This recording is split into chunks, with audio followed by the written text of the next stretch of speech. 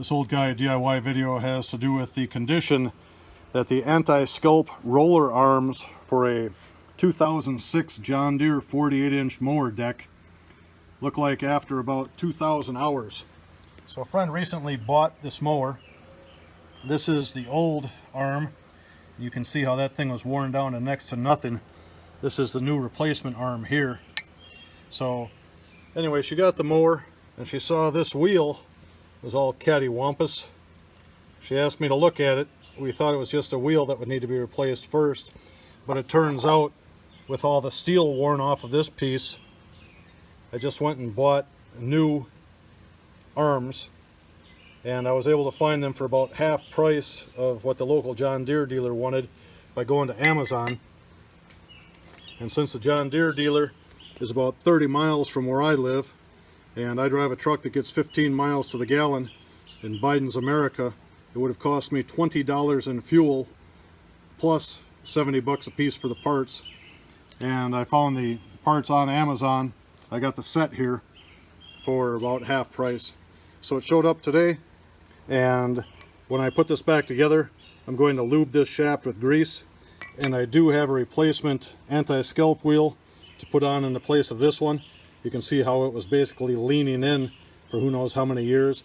But it's a 16-year-old mower with 2,300 hours on it.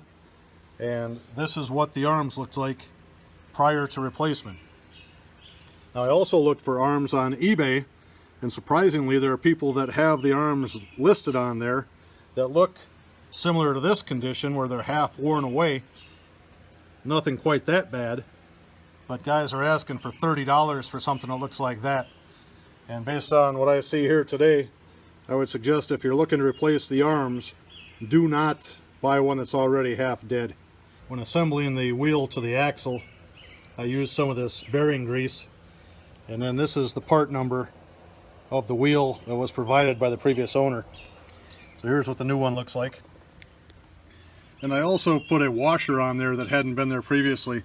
You can see how the old nut had been worn away in the course of its life. So I think that washer will make for a better life.